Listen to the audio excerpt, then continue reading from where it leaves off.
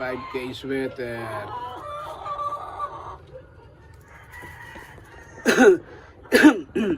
October hanggang December, nangoleksyon ako ng ng itlog niya.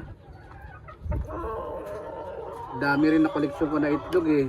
Pero yun, halo-halo na yung mga nakulik kong mga itlog. So mga 150 eggs yun. Tapos mula October hanggang December, lahat sinalang ko yun. Wala man lang napisa.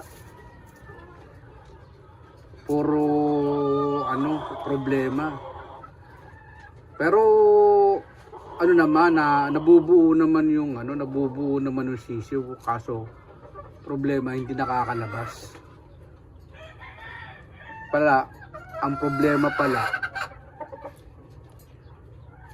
pala yung incubator ko. Masyadong mataas yung thermostat.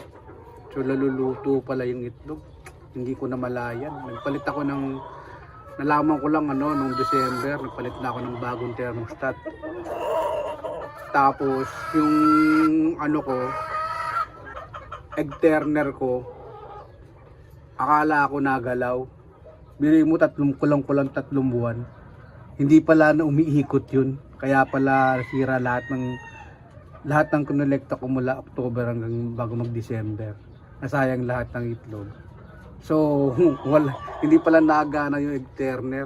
Natanggal yung pinaka-power supply. So, kahit anong palo ng relay, hindi iikot, hindi ko napapansin yun. Tiwala ko masyado sa incubator ko, hindi ako nag-check.